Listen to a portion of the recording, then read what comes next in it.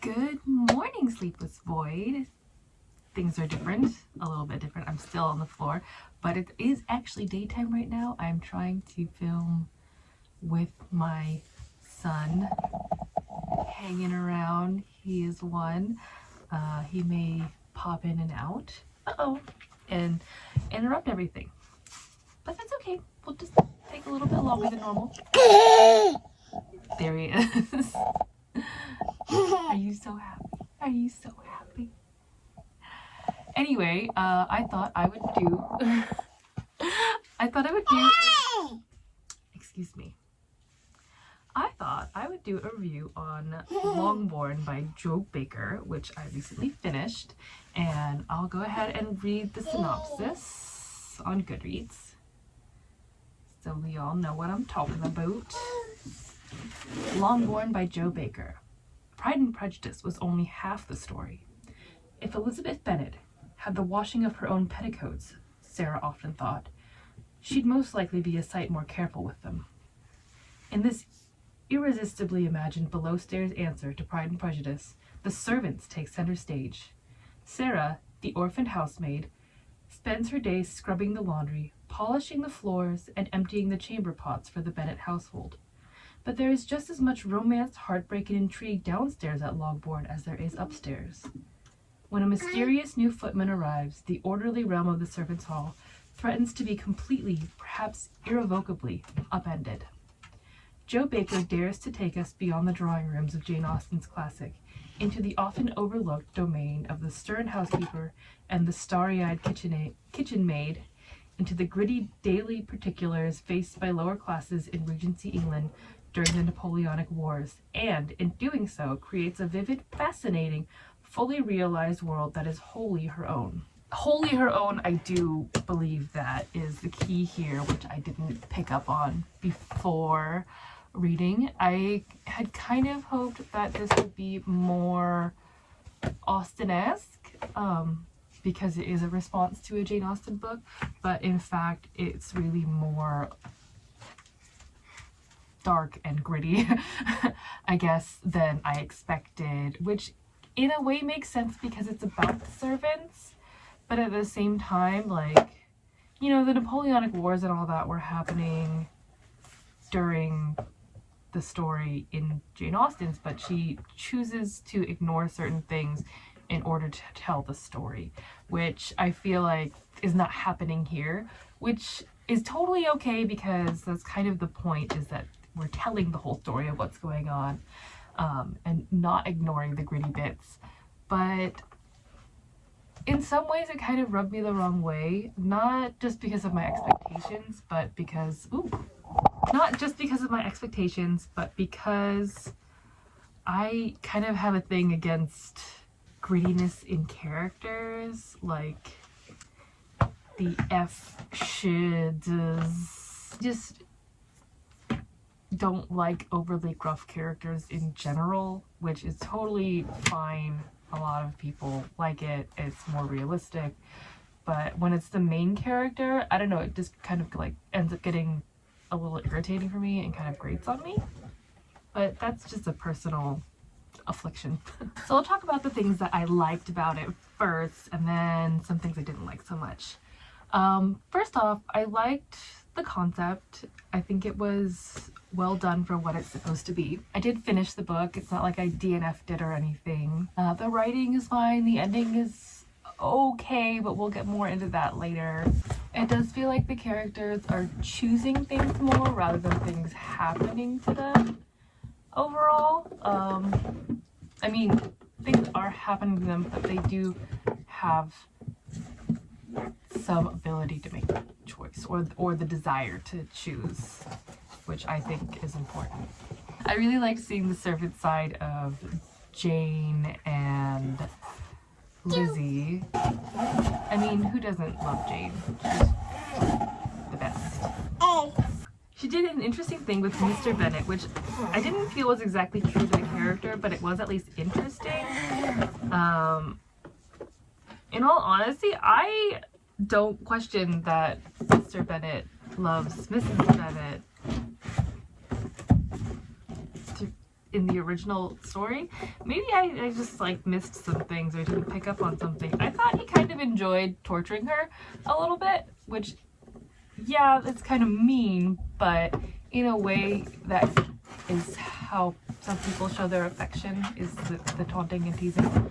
This play on how he doesn't actually love his wife, I feel, is a little harsh on him, but maybe I missed something there in the original that a lot of people seem to have picked on, so I don't know.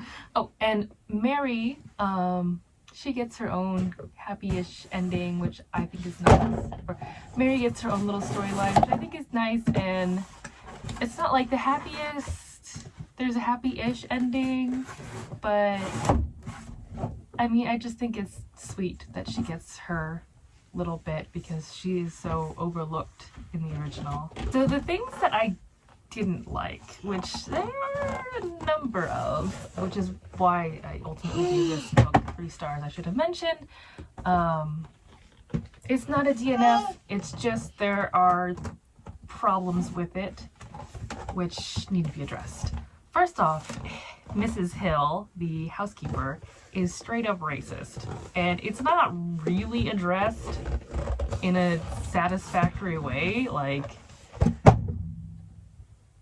she has this judgment of this character who is dark-skinned and of dubious heritage, and kind of just casts him off as like a rake or something, and it's never really proven that he's not, so they kind of just go with, oh yeah, he is kind of a rake, but because he's dark skinned, that's just how they are or something. I don't know, it really rubbed me the wrong way.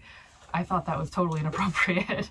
I mean, I understand that that's how they viewed them, but I feel like we could have seen a little more of his character coming out rather than just casting him off as, oh yeah, that's what they believed was right. So I feel bad for Ptolemy, in general, the dark-skinned character, because like he has all these hopes and dreams and plans and he can't really do any of them. So I don't know, he doesn't like get a happy ending, he doesn't really get any ending, he kind of just gets forgotten. Not forgotten completely, he kind of just like gets brushed off, if that makes sense. He gets like a non-ending. It's pretty disappointing. Speaking of endings, Sarah's, the main character, totally doesn't make sense to me.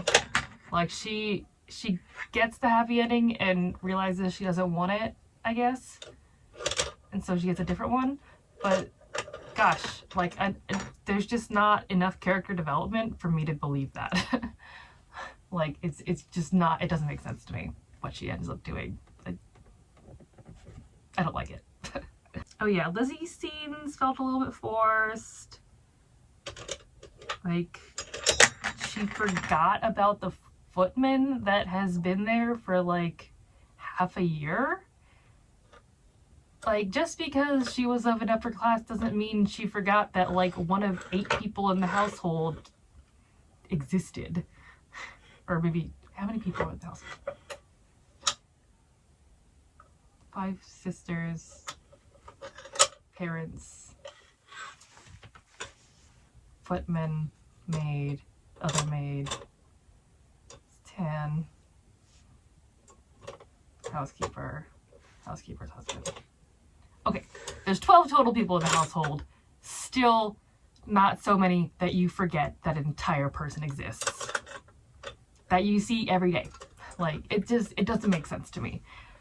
Even if you don't know them by name, like, you know that they exist. And then James, the main male character, I just don't really understand all of his scenes. I don't understand his entire, like, backstory that ends up happening way late in the book.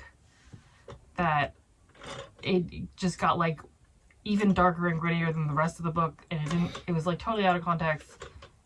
Why are we talking about his other lovers? And the whole thing with the women who saved him, why does he leave? Like, I'm so confused. I don't know if this is a spoiler or not. I'm just confused. That's it. this doesn't make sense why this entire thing is in the novel at all. Yeah, you're confused too. And last but not least, let's tackle the like big elephant in the room, is Mr. Wickham. Oh my god, they really turned this character into evil, which I think is a little bit unfair. Okay, yeah, he's a bad guy in the original story. He's kind of an a-hole, and he's totally like money driven and doesn't care about anyone else. Got it. He's a jerk. But in this story, they also made him a pedophile, which, was that necessary? Was that really necessary? Like, I get he marries multiple young women. Or he tries to marry multiple young women. But that's like 15, not like 10. So, and he's only like, I feel like in the original stories, he's more like flirting with women in order to try and gain status or something. In this story, he's flirting with everyone.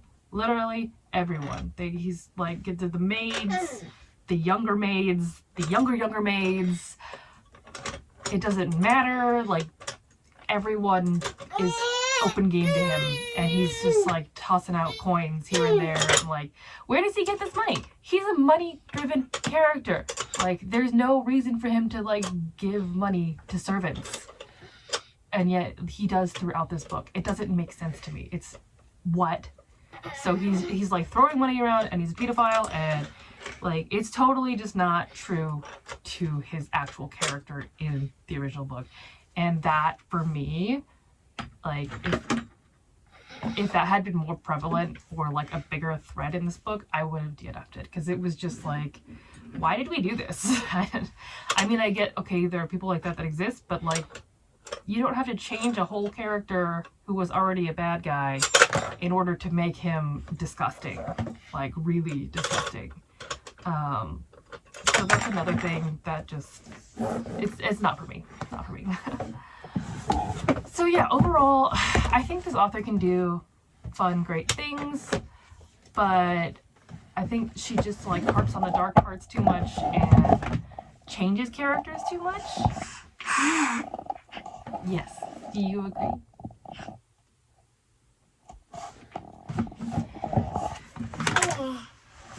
So I would just prefer that she not do those parts. I'll probably read another book by this author and see if it goes any better. And of course, I'll continue reading Jane Austen-esque or Jane Austen response novels. Not all of which are true to Austen. So yeah, this was better than Pride and Prejudice and Zombies and Sense and Sensibility and Sea Monsters, my two least favorite books in existence. So that being said, let me know in the comments if you need your stories to be more true to the original, if it's a response book, or if you're okay with the author just like taking it and running with it all the way away. Let me know. Thanks for watching. I'll see you in the next one. Ciao!